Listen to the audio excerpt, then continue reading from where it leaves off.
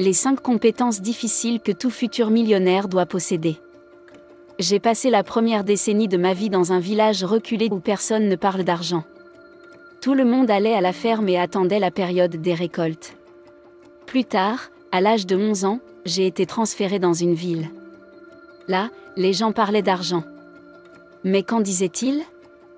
Eh bien, tout ce qu'ils disaient sur la façon de gagner de l'argent et de devenir millionnaire était centré sur la chance, les bons emplois et le travail acharné. Si vous aviez la chance d'être né de parents riches ou d'un politicien, vous seriez riche. Si tu es né de parents pauvres, tu devras étudier dur à l'école pour trouver un bon emploi. Enfin, si vous avez de la chance, vous pourrez faire des découvertes et devenir millionnaire. C'est ce que tout le monde croyait dans la société où j'ai grandi. Pourtant, à un moment donné de ma vie, j'étais confus et j'ai voulu savoir s'il existait des moyens prévisibles de devenir riche, puisque la chance, un bon emploi et le fait d'être né de parents riches sont vraiment hors de ma capacité à influencer. J'ai découvert le moyen de prédire mon avenir, et c'est en ayant des compétences précieuses. Les compétences sont comme des outils que nous utilisons pour gérer notre esprit, notre travail, notre entreprise et notre carrière. Nous pouvons également considérer les compétences comme des outils pour obtenir les choses dont nous avons besoin, ou pour convaincre les autres de nous donner ce dont nous avons besoin. Pensez à tous les outils dont dispose un mécanicien automobile pour effectuer son travail. Ces outils sont similaires aux compétences dont nous avons besoin pour atteindre nos objectifs dans la vie. Dans la vidéo d'aujourd'hui, je vais partager avec vous 5 compétences importantes que tout futur millionnaire doit posséder.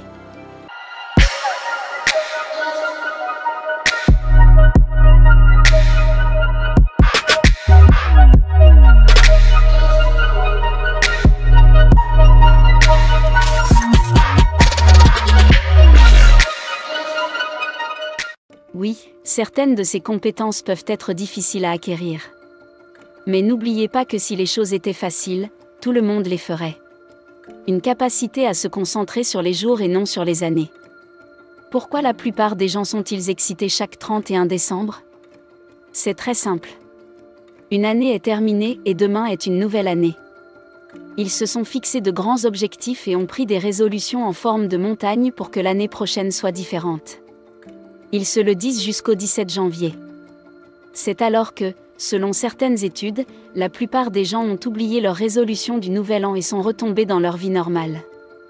Pour ceux qui veulent devenir riches, il faut être habile dans l'art de se concentrer sur les jours. Il suffit d'oublier les années et les mois et de se concentrer sur les jours. Je me fixe des objectifs chaque semaine et chaque jour. C'est ce qui compte. Oui, vous devriez avoir quelques objectifs à long terme. Mais il est toujours facile de les mettre de côté. Et ils sont faits pour les paresseux.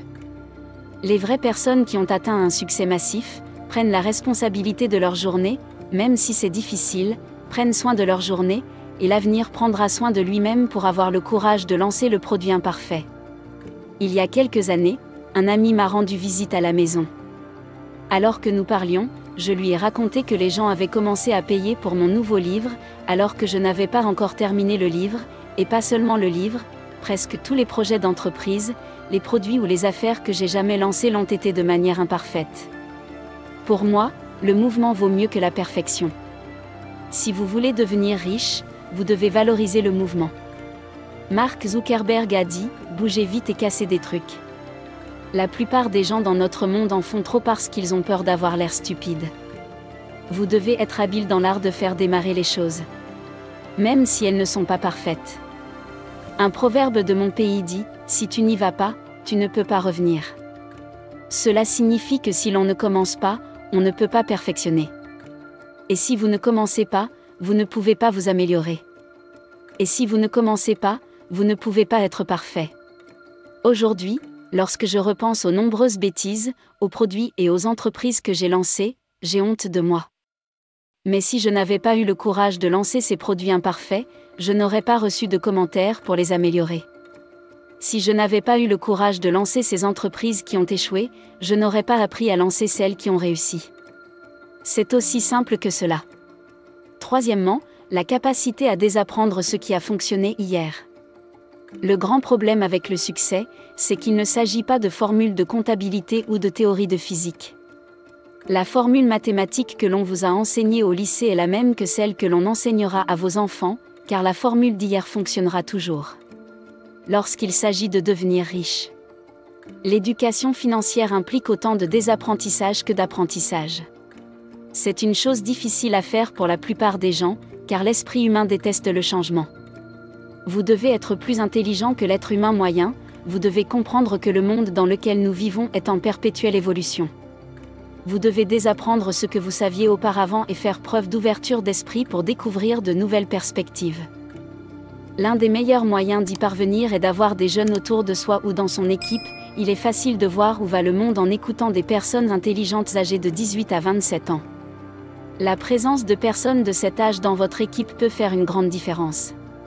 Pour la capacité à faire aux autres ce que vous devez faire. Toute personne riche sait comment amener les autres à collaborer avec elle. Tous les pauvres que je connais n'ont pas cette compétence, parce que c'est quelque chose de difficile, surtout quand on débute. J'ai embauché mes premiers employés en 2009, alors que j'étais fauchée et que je me débattais dans le monde des affaires. Depuis que j'ai commencé dans le monde des affaires, j'ai toujours pensé à un partenariat, à une collaboration, à faire en sorte que les gens se joignent à moi. Beaucoup de gens pensent que cela n'est possible que lorsqu'on a de l'argent.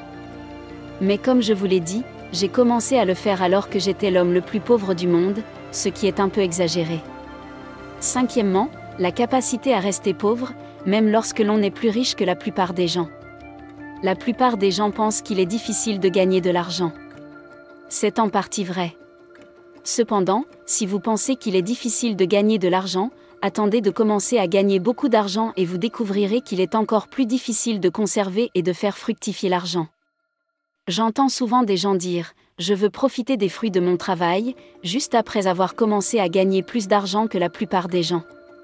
Le problème, c'est que les fruits de votre travail ne sont pas aussi nombreux que vous le pensez.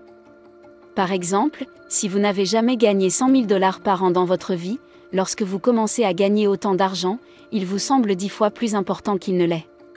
Cela vous incite à dépenser comme un millionnaire un an plus tard, et vous découvrirez que vous êtes plus pauvre que vous ne le pensiez. Faire fructifier son argent est une compétence. Et cela commence par vivre comme si vous étiez plus pauvre que vous ne l'êtes. Après ma première percée dans les affaires, j'ai continué à vivre comme si j'étais plus pauvre que je ne l'étais. J'ai simplement continué à vivre comme si j'avais un revenu moyen.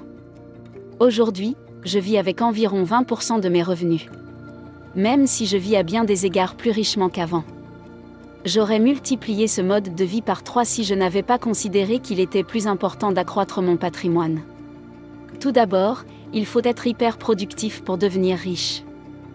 Le meilleur moyen que je connaisse pour y parvenir est de se concentrer sur les jours, et non sur les années, car il est plus facile d'assumer la responsabilité de ses échecs quotidiens que d'attendre que l'année soit terminée.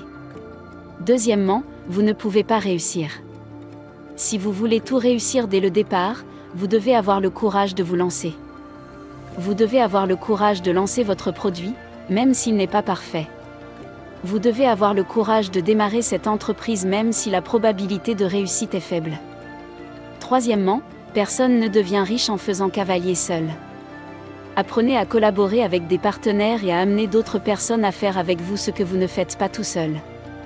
Quatrièmement, il est parfois plus important de désapprendre la sagesse d'hier que d'apprendre quelque chose de nouveau. Cinquièmement, retardez la gratification. Laissez vos fruits grossir avant de commencer à les apprécier. Ce point, comme d'autres déjà mentionnés dans cette vidéo, pourrait être très difficile, mais vous ne pouvez pas devenir riche si vous n'êtes pas discipliné.